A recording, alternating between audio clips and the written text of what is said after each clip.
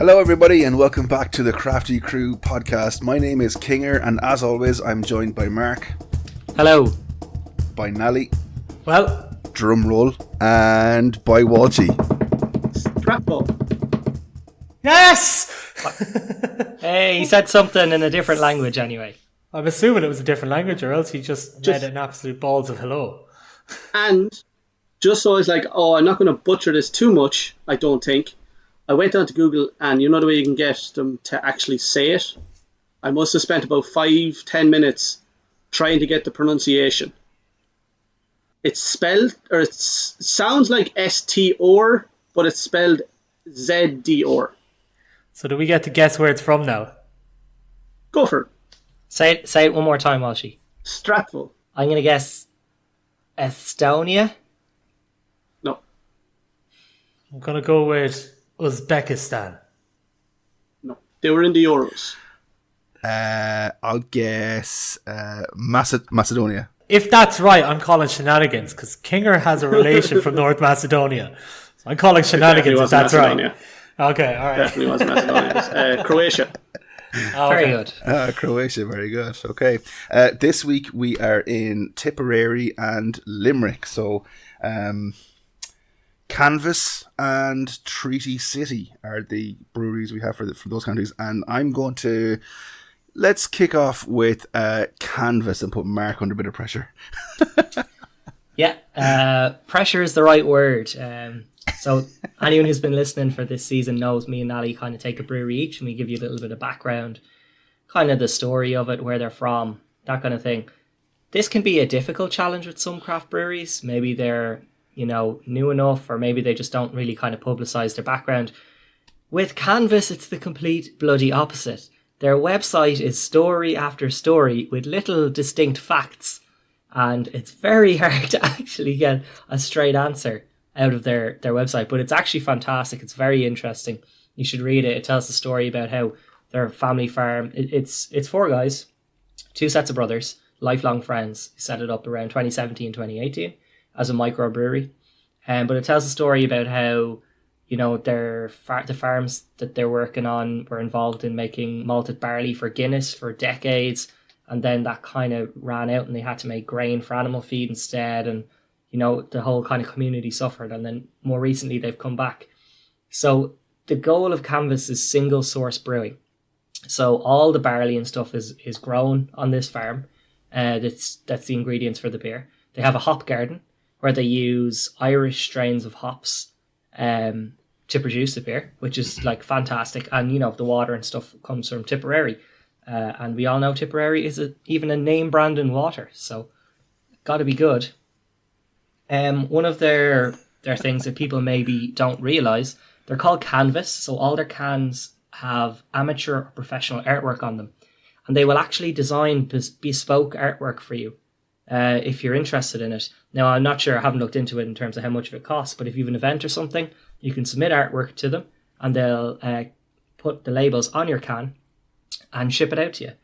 So we'll talk about the can we have today from Flav, but I think that's just a really good idea and a really, really good tie-in with the name. That's cool. So they're from Rosscray in Tipperary, and I would urge anyone just to kind of give their history a bit of a read. It's quite interesting, plays into the kind of, they're involved in Diageo, selling malted barley to Diageo. So God knows, these guys could have been responsible for some Guinness or for some other very well-known beers over the last say 50, 60, 70 years. Now, maybe not these guys particularly, but their fathers or their uncles, the people who run the farm before them. Yeah, so really looking forward to this. Amber ales are kind of a favourite of mine. This is a double amber IPA, so I'm kind of quite excited to see what's going to come out of this can. So that is Canvas Brewing in Tipperary. Cool. Well, I mean, you managed to condense it down to some form of intelligible information. Sounds like that could have been a podcast on its own there for a while. It really could. It really. If you go on their website, there's so much information. Walshys, what delightful piece of information have you for us about Tipperary this week? I won't lie to you. It was a bit of effort to find something even slightly half interesting about the place. Oh, strangely, I don't know if you know this, The county is named after the town of Tipperary. Shock horror. It was established in the early 13th century, shortly after the Norman invasion of Ireland. Yeah, whatever. Cool story. So it's good to know you've Google on your phone that you just cracked it open there. And I did, but I was Googling or was it something. Wikipedia? Were you? Kind of sounds like you just Googled Tipperary and No, that's the first two lines of Wikipedia. No, I Googled fun facts of Tipperary, clicked into a load of different links to see if I could find something actually fun, and that was the best I could come up with. We should 100% come up with a new thing. Instead of Wikipedia, we should just have Walshipedia, and it's just a heap of bollocks. I hate that works. Just a heap of bollocks, like. It'll be good. Yeah, That's just lies. Yeah, I'm absolutely game for that. Can I get money for it? Do I get royalties? No. Well, we would set it up and name it after you, but we would keep all the money. Nally, tell us about Treaty City. So Treaty City is based in Limerick. They were founded in 2014. They said that the idea from it basically came from, there was Stephen and his Mrs. Teresa, what's he call her? After just the beer itself we're having is called Savage Pure, and on the side of the can it says that it's inspired by his own beer, Teresa. So we'll just go along those lines. But apparently living in Vancouver in a small 2-bedroom apartment, and they were just getting sick of all the flavourless beer that they were drinking. So they went down to their homebrew store, turned the spare bedroom into a kind of makeshift brewery. So after that, then they started having family and stuff, and they had to move back home to Ireland because Canada's more than just a car journey away. So it's expensive as well. Yeah, Canada's expensive. Damn straight. So they came back to Ireland, and they went about setting up the brewery in 2014, and they have a couple of they came up with this one. It's their Harris Pale Ale. So this is kind of the first beer that they made in their home brewery setup. And it's gone through a couple of different recipe updates, and now it's one of their core range beers, which I think is really cool for it to be, from the home brewery stage the whole way through to being one of their core beers. I guess that's kind of what happens for a lot of, craft breweries. Their main one that they like making ends up being in their core range, because if you're making it at home for yourself, you're going to probably keep making it on a bigger scale. It's easier to keep then.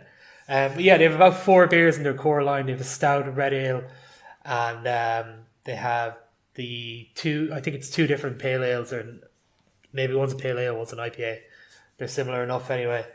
So yeah, that's kind of the whole lot about it. They have, what I found on their website that I thought was kind of cool is, on the any craft beer website, when you go into it, you have the are you over 18, and you have to click yes or no or whatever it is. So since they're from Limerick, and I'm assuming it's just coming from the Rubber Bandits and Blind Boy, it's they've got a thing where when you go into it, it comes up as yurt instead of yes or no. But so with that Harris beer, they went from the 20 litres to 3,000 litres in each batch, which is a bit of a difference for them.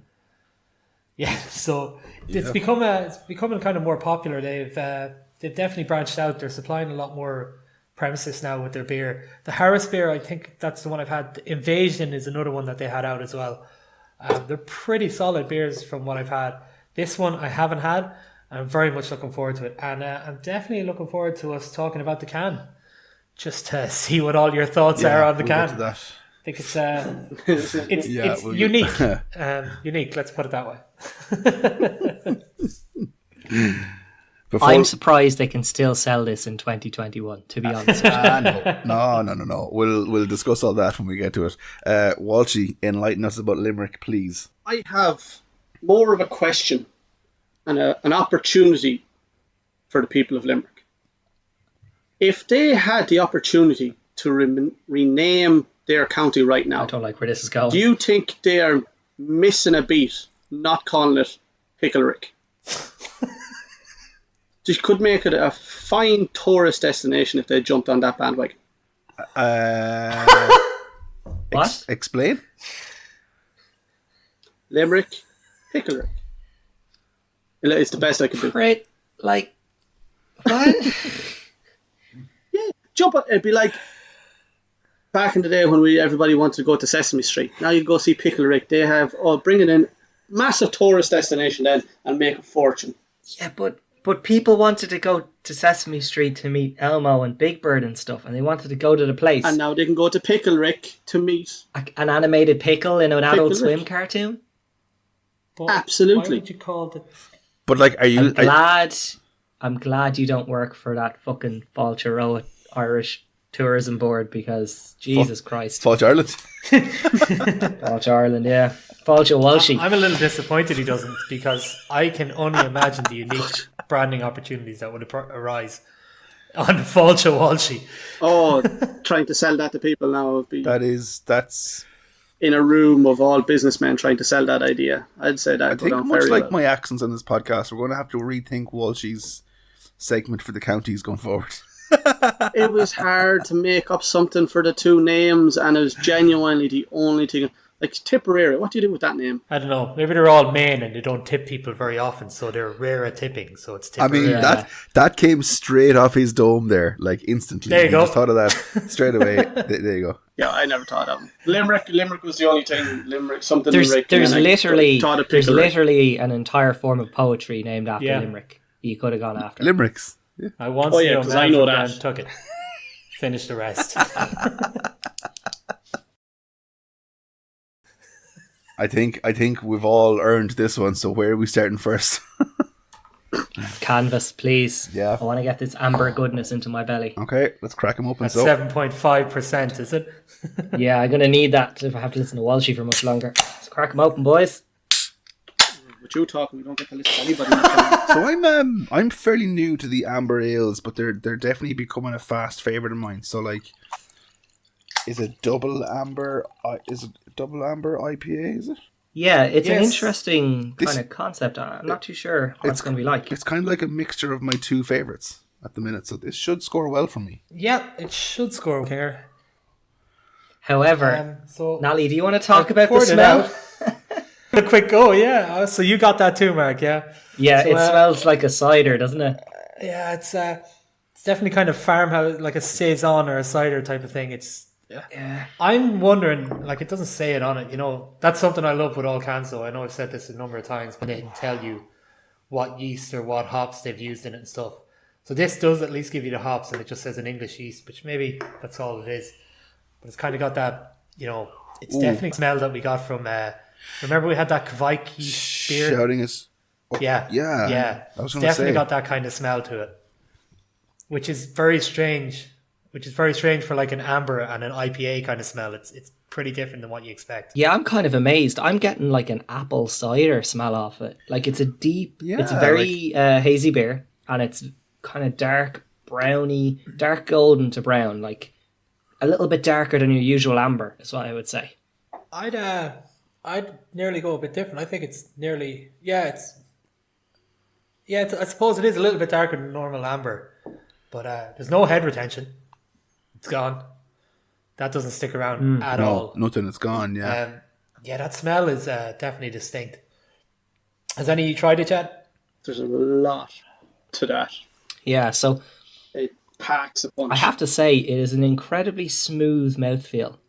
I was expecting something harsh, but as Walshy says, there's an awful lot going on in the flavour of Yeah, this. definitely. There's it's got a bit of depth to it. Ooh, that is. Yeah, that kind of That's appley unique. smell that you're saying, Mark, nearly comes across. It is a bit quite fruity, so it is as well. Cider, and by the way, it's not a cider. Yeah. It just happens to smell kind of appley and taste pretty fruity in that kind of vein as well. It's Maybe like low carbonated cider, maybe, but not. You know, it's the carbonation's pretty low. Yeah. I'm missing that with the you know that kind of fizz explosion you get off a cider, like it's similar to like a can of Lucozade or something. Yeah. In that kind of blast of bubbles, that's definitely missing here. The fruity flavors, I feel there's nothing too distinct about them. Like you can tell it's kind of fruity. It's hard to say, like an appley kind of taste to it, but there's not like one distinct note. like jumping out at you with this. Like it's not orangey or grapefruit or peach or whatever. Yeah, to me it kind of reminds me of like a saison or something. One of those kind of farmyardy beers. Like if someone said farmyard to me, I could imagine it tasting something similar to this. It's hard. It's one of those ones that's hard to describe, but yeah, it's definitely an odd one. That carbonation, the lack of carbonation there. I think if there was a bit more, I'd be more into it. Just looking at the can here, it says part of the small batch. The way they've made the beer as well is that they've obviously like water hops and then herbs from the locality. So like, would herbs be a thing you'd put in much beers? I wonder if that's one of the kind of strange tastes that we're getting from this. Yeah, like I guess it depends on what herbs they mean. Like, are they just talking something like parsley, or is there something a bit more unusual in there that wouldn't be, maybe native to Ireland? Sage or something? Like, I don't know, but I just think weird. The more I drink of it, the kind of lighter it is. Like it's like drinking water. There's no real distinction here. Like normally when you're drinking a beer, even if it's a light flavored beer, like even your American light lager, it's like a Rockshore or a Heineken, you can notice that it's a bit more viscous than water. It's a bit heavier than water. This for me is like going down the same consistency as water, which I'm finding very unusual. Especially for something that's 7.5%. This is DIPA territory. It should be. Essentially, it is a DIPA because it's a glue. It's just an amber IPA, but it's a DIPA. It's a double IPA. Just happens to be amber. I was looking forward to it earlier on. Amber IPA, very nice. And then just as we were sitting down, I realised it said double. And as we know, double anything when it comes to beer is something I am not a fan of. Boo. First taking a drink of it, it felt like I was being hit by a truck, to be honest, nearly. That has calmed down because I'm nearly, ready for the taste of it or something. It's not as bad. I still wouldn't be going out of my way to get it. It's just not my forte, do you know what I mean? It's just, like, it's more your kind of thing, Kinger, now than it would be mine. It's just a bit too heavy tasting for me. We've discussed stuff on the podcast before. Like if you put two styles together, what like this for me, I think is literally if you're putting a double IPA and an amber, like two styles that I've come to like. This brings me right back to season 1 where somebody said that it smelled like feet, and it smells, and unfortunately, I think it tastes a bit feety as well. It's a snake bite without the blackcurrant. It smells like that, and it's kind of got that beery bit with the cidery kind of taste with it. Unfortunately, because I really wanted to like this, but I don't know if I do. It's very much in the same vein as that Wild Outing as Strangers, where I was expecting something very different than what it is. So the only one difference for this is it says double amber, and it is double definitely. It's not one thing and a complete polar opposite. To cast back to an earlier episode this season, was it the Metal Man beer we had, the spiced berry sour, where we were like trying it and we were like, we've never had anything like this. This is its own thing. Like we were struggling to compare it to something because it wasn't really like anything. This is kind of remind me of that, and that I haven't ever had anything like this before. The smell, the taste, the body. It's not really like landing in either of the categories of amber or IPA or anything else I can kind of think of really. It's not again something we discussed as well as like, somebody starting into the world of craft beer. This wouldn't be one that you'd kind of suggest to someone starting for the first time, I'd say, because I think this would probably put people off. Fuck no, I wouldn't suggest this to anyone who's an experienced craft beer drinker. Okay, well, I mean, on that then, let's move on to the ratings, shall we? Who are you going to make do it this week? I suggest Walshys for the crack. Actually, Walshys was brilliant at it. Walshys did it. He was too good. He was too good. He was too good. Let's see. Can I remember now? Because it's actually been a while. So it starts with unbearable, and then it goes booze. Booze. Then it goes middle of the road, just beer. Then you've Brutiful, and then of course the top rating of unbeerleavable. So I don't start these off too often. I'm going to start this with a disappointing booze for me. I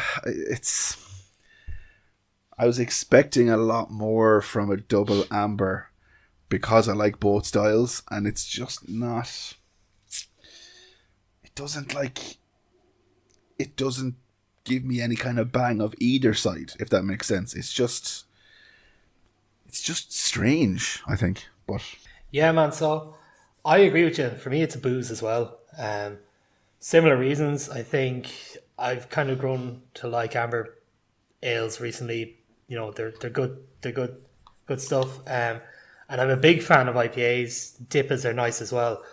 But one of the things I like about those kind of styles is they tend to be, you know, far more carbonated than this is. I think if they up the carbonation, this could get up to a just beer for me. But I don't see how it could get much higher than that. Yeah, for the same reasons as you, Kinger, man. It's just a booze for me. It's disappointing because the can's pretty cool. And yeah, for something that was a double amber IPA, I had higher hopes. Yeah, to be honest, I thought you'd be a little higher than me, but I'm booze as well. I think that's more down to the fact that doubles I just can't do. I was a lot more hopeful being that I was an amber, and I seen there was citra in it as well, which was like, okay, that might be something that might play into my favour a bit, but just smell not great, taste is a lot, it's just too heavy for me. So yeah, booze as well for me, fortunately. Yeah, I agree completely. Booze for me here. There's a fruity flavour to it, but it doesn't strike any particular specific notes. They don't call that out in it. They don't play up the citra on the can, and I can see why, because there's no real citrusy flavour there. It's got a cider smell to it, but not the refreshing, crisp body of a cider. In fact, the body is quite flat, even if it is light. The farmhouse smell or style Nally was getting on at. When I close my eyes and I drink this, I can kind of feel like I'm in my uncle's farmyard a little bit. There's like notes of like silage and hay and muck, really and earthy, tractor, like. those kind of smells. yeah, more than earthy though. Like earthy is that kind of dirty, grassy kind of flavour. This has that, like a whole host of them going on. So like that's, you know, it's wonderful you can make a beer smell all that, but why those smells, you know? Because yeah, farmyards are not nice places to smell. But yeah, booze from me. Wow. That's probably the first time in a while we've had a unanimous agreement on a single rating. A unanimous booze for Canvas Flav. I will say one thing for Canvas. Whether it's positive or negative, we'll figure that out as more we try it. A lot of their beers seem to be a bit more out there, a little bit more experimental, like. Thank you. That's the word I was trying to think of. Experimental. That I've noticed. So, you know what I mean? It's not going to turn me off trying all these ones, because trying all these new and a bit out there kind of ones is kind of half of the fun of what we do, you know? Yeah, I think that's something we kind of touched on before. We said, like if I went in, no, I'm not getting that one again. If I'm going in somewhere and I see something that says double amber IPA, I'm like, yeah, I'm going to try that just because it's mental. And I'm hoping some of their other ones, Walshy, are just kind of mental, experimental beers as well. I'm up for trying them. Always. I'm probably not going to buy more than one can at a time of them going off this, but I'll try them. Yeah, you're not buying that's the joy of being a craft beer fan, though, is like seeing something that's kind of a bit out there and like trying it. You know what I mean? So sometimes it works and sometimes it doesn't. Yeah, fair play for having a go, lads. But this one did not land. Like if you were to before we started even craft beer, the thoughts of like a sour or a milkshake IPA or anything like that, and you're like, that sounds outlandish, and some of us are huge fans of both. I think it was one of the guys who plays ball with us, Kinger. He mentioned how this is kind of a downside of craft beer for him. How now when he's drinking cork and he just wants to go in and have a pint and know what he's getting every time. And he's disappointed if you go in and buy 4 or 5 cans and 3 of them are shite and then you get 2 that are class. But for me, it's the opposite. I'm like, buy 5 cans, you might get 3 of them that are terrible. But you're on to 2 winners then. Yeah, absolutely. Yeah, and I think we all agree that, like, we always talk on this podcast about trying new things and, like, we're always having new beers on the podcast as much as we can. But I'd say we all have 5 or 6 cans of our favourites in the fridge at any given time. Oh yeah. Because if you do try a couple of new ones and you're like, you know what, there's 2 or 3 bad ones in a row, you go back to basics and you go back to the good stuff for a while. Exactly. Yeah. Yeah. It's just a hard reset. You just got to have you tried turning it off and on again? It's what you do with your palate when you've gone through a shitload of shit beers. Speaking of turning things off, for all our female listeners, Kinger is about to do his best Tipperary accent to outro Canvas Brewing's Flav. So mean. That's so mean. So that's a dirty old booze for Canvas's Flav on the Crafty Crew podcast. I think the fact that it was named Flav as well really helped you for that accent. Yeah, big time. Yeah, definitely. Flav could have worked a bit better, maybe. Nally, I believe you have a question for us this week. Yeah, so question, it's from it was a conversation I was having with our head coach there, Kinger, young Billiam Doherty. Billiam, yeah. So he was saying how he was listening to the podcast, which, you know, first off, I thought it was a surprise because someone said they listened to the podcast. But after that, he was going on about it. He was saying how when he was younger, like, you know, Bill's an army guy and he's American, so it was definitely after he was 21 and not 18, like he said. But he said he was out and he was doing trash deliveries and stuff like that, or trash collection, not deliveries. You don't just drop shit off, but collection. And it was a roasting hot day in America, and we're all just sweating balls, ridiculous, running behind this garbage truck, just firing bins into it. And someone had left out this like ice cold 6-pack of Budweiser. And he says to this day he still remembers it as just one of the best beers he's ever had, because the day was just so hot and the Budweiser was so cold. Yeah. And it just made everything so much better. Like, you know, running behind this garbage truck for whatever length of time and then eventually getting this unreal, just ice cold beer.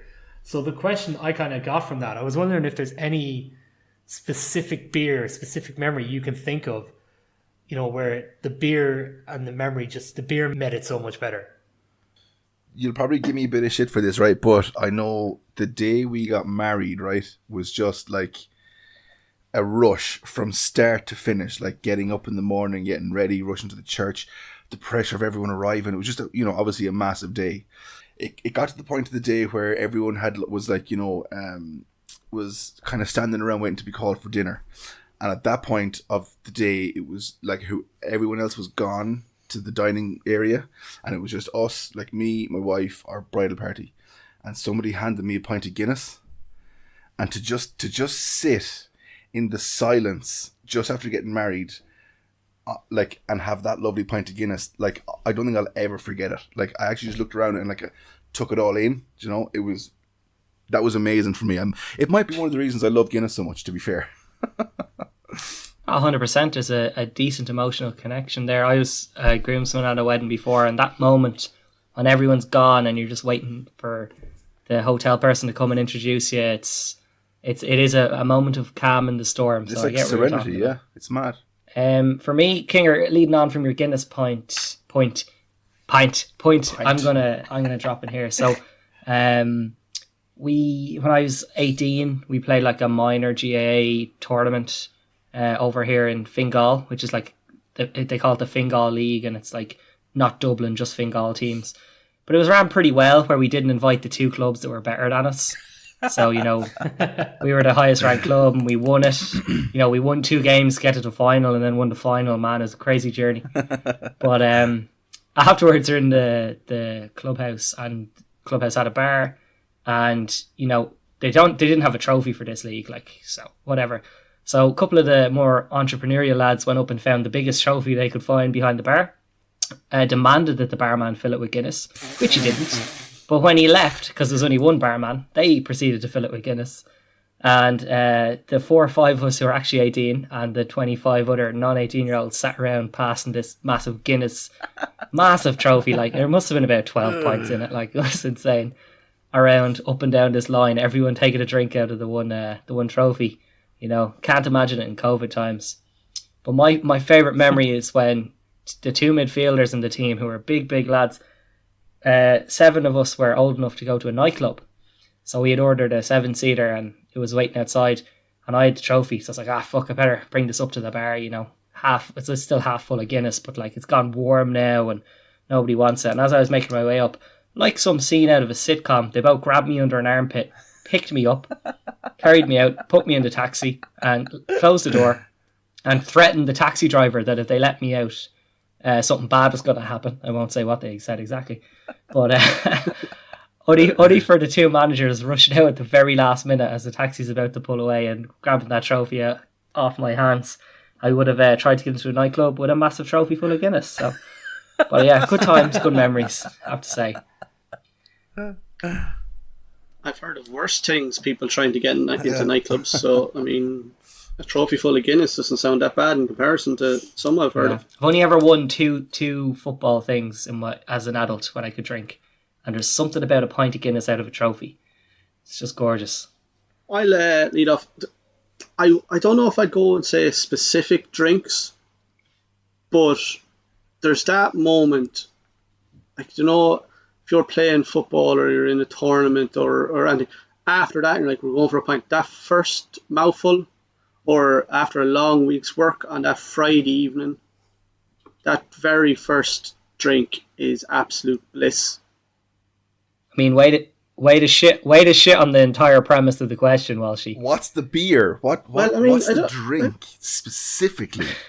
I have an absolute memory of a goldfish, a specific drink. Okay, so hang on. I've had a few. So it's been a really long week of work. You've been throwing boxes around left, right, and centre. You get home, you open the fridge, and you're like, oh, yes, I'm having that. What are you looking at? Oh, if I got to pick one, I'd be like, if I seen a can of like Seeking Sunshine or something like that in my fridge, I'm in heaven. But after a long week and I'm desperate for a drink, if I seen a can of cider and that was always there, and I hate cider, that would probably be the best drink ever in that moment as well. It really wouldn't matter. But that one thing that you've been looking forward to all day. You see, lads, I think I found the secret. You have to walk them through the question. You just answered it. You just answered it perfectly. But for some reason, I had to explain it to you a second. Hey, I'm telling you now, if I got my flatmate in here beside you, I was like, oh, you wouldn't believe the effort that I used to put through to explain shit. And you give out about me talking too much. I'll be honest, I never thought you'd pick a cider. So that's eye-opening. I'm just saying something that I really dislike. It's like if it was that, and it was just like even some of them roasted days, very warm, and I went out to yours, and I was like, I didn't get a chance to go to the off license yet, and all you had was a bottle of cider in it. On that day, that bottle of cider could be the best thing I've ever drank. That's what it's for. I mean? That's what it's for. So mine is one of the first kind of craft beers I had, where I had a banana bread beer. I think it was by Wells Brewery. And so we were just going up to the house for a night, going up, play some PlayStation, have a few beverages, then head into town, normal, standard, any night of the week when I was in college. So, but it was kind of the first I've gone into craft beer type of thing. And Wells banana bread beer, I saw it on the shelf and I was like, this sounds ridiculous. Just a madness. Like, why would you want a banana bread beer? So I did not regret the decision. It was 100% what it says on the tin. It was savage. The problem being, after I couldn't find it for a long time, I went out and bought 24 bottles of it. And, the first one or two I had, I was like, this is class. Yeah, this is really good. Still remember this being really good. But after the next 22 bottles, I'm pretty sure if I never have that again, I might be okay with it. It was hella sweet and heavy. Oh, massively. Overkill. Like, the fear of never having it again, I think within about 2 weeks, I'd finished the 24 bottles. And I don't think you could have more than 3 at a time. It was ridiculous sauce. Okay, lads, will we move on to Treaty City Brewery's Savage Pure Milk Stout? Yeah, and I think this is an interesting thing to move on to, from a double amber IPA to a stout. That's not something we've ever really done before in this. No, and we've done double stouts or stout and IPA, but this is a really across the pond kind of jump here. So as we're cracking this open, right? You know, to someone who maybe not be as educated as we're cracking this open, to somebody who's not as educated as you know the rest of us are, can someone explain what a milk stout is? It's not your fault you're from man, Galway, so a King. milk stout is basically the same as a stout, except what they do is they add in lactose, which is that, you know, that dairy sugar, that milk sugar. So it kind of gives it this sweeter kind of flavor. Sometimes it might make it that little bit kind of creamier in texture or kind of smoother in texture, but it's mainly gives it that kind of sweeter flavor. You know, with milkshake IPAs and stuff, they tend to be made with a lot of lactose thrown in it to give it that kind of smoothness and that kind of creamy flavor. So that's kind of what you're going to get in this stout, along with the normal kind of roasted stout flavors. So I don't know, maybe like a chocolate milkshakey type thing or something. What I like about milk stouts is the natural chocolatey kind of notes you get on a lot of stouts. When you get that kind of lactose in there, it almost turns into like a Cadbury's milk chocolatey kind of flavour for me. And I really enjoy that. Yeah, I'd agree with you, Mark. It kind of takes it from like a dark chocolate to a milk chocolate kind of thing. Yeah, and I'll be honest with you, that's what I'm getting off this. I'm getting strong chocolate notes from the smell. So to segue us back in, it's a... Would you say that's black? Or is it brown? God, that is dark. But just very quickly, before we move on to smell, mouthfeel, taste of this beer, can we discuss the can, please?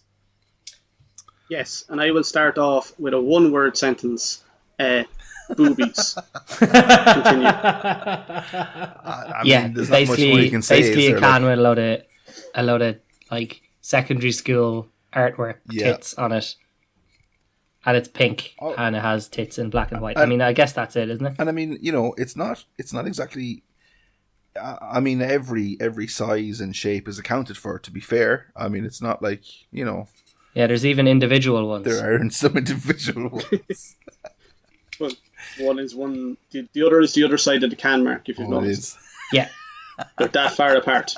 That is brilliant. Wasn't going to be like that, but okay. What I do find cool is if you look at... so on the canvas can, I drew you to the side of the label. If you look at the side of the label on this, you'll see there's a malt, hops, body, fruit, and colour. Okay? And they have 5 little boxes, and they're different level asterisks. Yeah. Like what you'd see on like a Gran Turismo game when you're selecting a car. The 5 different stats that go up higher with some, like some is faster, but worse braking or whatever it might be. And that's what it reminds me of. And I think we should, let's kind of reference this as we're doing it. Because I think it's really cool that they've given everybody who drinks it a little, this is what we are going for. It's a bit of a cheat let's code have a for really us, good, a little cheat code for us. Exactly. So I think this came out in the middle of 2020, mid to late 2020. So, you know, in the midst of a pandemic, if you go to the opposite side of the can, Mark, where that kind of cheat sheet is, down the bottom where wash your down hands. the bottom where it has, you know, the the ingredients and stuff, just below that it has it. Keep safe and wash your hands, you gowls, which, you know, is a nice nod to the Limerick what do we say, vocabulary. Yeah, definitely. Yeah. Yeah, and I guess the last thing to call out is that it's 5.5%. So not overly strong by any means in terms of craft stouts, but still got enough there to give it a nice kick. But Mark, as you said earlier, Mark, it is a very dark looking stout. Like it's there's nothing, there's no light coming through there at all. Like, yeah, the head sticks around for a little bit, but not long. It's got an off color, quite a brown head, I would say, like more off color than the typical off color. So to move on in terms of body and mouthfeel, it's got a lovely, smooth, heavy body to it. But just when you finish your mouthful, there's a lovely little tickle on the tongue of carbonation. And it just kind of clears your palate a little bit. Not all the way. Don't get me wrong, you still get this lovely chocolatey flavour, but just enough that you're kind of like, ooh, little tingle. Can't wait for the next sip. I like the carbonation of that little fizziness at the beginning. It's very smooth. That bit of chocolateness is very nice. I'm kind of surprised I didn't know what to really expect from it. The milk part maybe put me off a little bit. I don't know why. But and then the fact that it looks so thick and dark. I'm like, I don't know what this is going to be, but it's so smooth. It goes down very, very well. I think with stouts especially though, they tend to be slower drinkers. Like you're not necking a stout, it's more of a enjoyment. It's an experience kind of thing to be a bit naff with it. But so it's more important really with carbonation, because if you go a couple of points of your dissolved CO2 off with like a lager or a beer or an IPA, you might get away with it, or else it wouldn't ruin the beer. It might just sociable, like decrease its goodness or whatever. But with a stout, it can kill it. It really can. And I see what you're saying, Kinger, that they're taking a risk that the flavour is good. But I think they knew this is so well kind of there that I'm going to give them the benefit of the doubt and say these guys knew what they were doing. This is a very good, solid beer that's, holding up halfway through, 3/4 of the way through. We've given this a good fair shake, so let's move on to the rating, I suppose. Mark, you kick us off here. I really haven't. I still haven't decided where I am with this. Right. Do you want me to go first? Yeah, no, please, Okay. Walshys, save me from I'll this. jump in. Mark is obviously having a moment. So I'll jump in with a solid Brutiful. There's a nice bit of carbonation there. It's not too much. It's just nice. It's very smooth, and it kind of nearly has not a fruity sweetness to it, but there's a sweetness there that adds that little bit to it as well. That's very, very nice. Now, because it's a milk stout, and like with Nally saying that lactose and stuff, would you be able to have a few of them? I don't know. And you won't know until you attempt to have a few of them. But for the one that I have in front of me, I'm very much enjoying it. So a solid Brutiful for me. Walshy, I have to say, I'm actually I'm somewhat in agreement with you. I think the baseline is Brutiful for this. I don't know, do I have it in me to give an unbelievable to a stout? I've really enjoyed this, I have to say. And I think that is absolutely deserving of an unbelievable rating. I think it's phenomenal. I think I've discovered what I don't like about certain stouts and what to look for in the stouts that I might like. Do you know what I mean? So I think this is, I love the sweetness. It's not too heavy either. Okay, you wouldn't drink more than 3 or 4 of them in a night, maybe, because they are quite heavy. But I still think it's unbelievable for me. Yeah, I'm gonna land on that. Yeah, for me, it's unbelievable. It does enough. I was in between because I wasn't sure whether the chocolate taste would be just a bit too much to say this is really drinkable and I could have 3 or 4 of them, or whether it was like our Panda Nero that we tried that was really nice but really was so heavy and so flavourful that you stopped at 1 or maybe 2 and that was it. And anything past that is too indulgent. It's simple. It's chocolatey. It has just the right tickle of carbonation to make you want a bit more. It's smooth at the same time. It's not too much, and it's just eminently enjoyable. I just love the one flavour in it. I do enjoy my audacious stouts, but it just works with this. They've got an awful lot right with it, and I have basically no complaints with this. This is unbelievable. Yeah, I can't argue. I'm giving it a Brutiful. I think it's a class beer. I really enjoyed it. I like the sweetness. I like how it stayed from top to bottom. It was very drinkable the whole way through. That carbonation that's there is just enough for that kind of chocolatey flavor. I think it's really nice. It just misses out on the unbelievable for me. Like right on the edge. It's right there. It's just I think I think the drinkability of it just might lose after a few cans, like 3 or 4 cans. It might take it down, which brings it just under that unbelievable for me. But really high beautiful, and as a podcast, since we round up, I have no qualms about it getting a certain rate. Yeah, that's going to be unbelievable. And I think Walshy and Nally, as you said, Nally, no qualms about it. Walshy, you're probably the same. You wouldn't begrudge that and unbelievable. I personally wouldn't go that far. I don't think it's that good, but I'm not going to argue with a man or anybody over it either. Now, it's one thing listening to Mr. Niall King do his best Tipperary impression. But ladies and gentlemen, here we go. One of the most distinctive accents in this country. If I was to pick an accent to give to people abroad and say, this is an accent in Ireland, this would be one of the top 2. Mr. King, would you please take it away with a fantastic, unbelievable rating for Treaty City's Savage Bure in your very best blind boy boat club impersonation? Like, I assume that's it.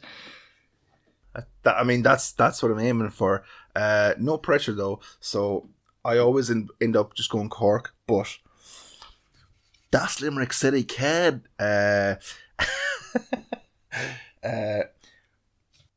So that's an unbelievable rating for Treaty City's Savage Bure on the Crafty Crew podcast. Very good. Very good. Kinger, I have a lovely little outro. Treaty City have really represented Limerick really well there. That's a smashing beer, whatever way we cut it. Mm-hmm. We all thoroughly enjoyed it, and thank you guys. Yep. And I'm absolutely dying to try more of them to kind of redeem ourselves in the eyes of Limerick after Mr. Paul Walsh's very lazy attempt at any sort of fact. I've written a little poem. I've written a little limerick to honour them, to defend them, and to I hope they really give us a bit more credit after this. So it's called PW et al. Okay. Are we all ready? Shoot. There once was a man from Athlone who had a big bald head like a dome. His head it was full, and he was thick like a bull, for he had nothing to run through his comb. My beard. I run the comb through my beard. Fuck you. Right, lads, I'm going to finish this off right now. So, it is a straight up goodbye from Nally, goodbye from Kinger, and I'm leaving him till last because fuck him. Goodbye from Mark, and goodbye from myself, Walshy. Take care. We'll see you next time.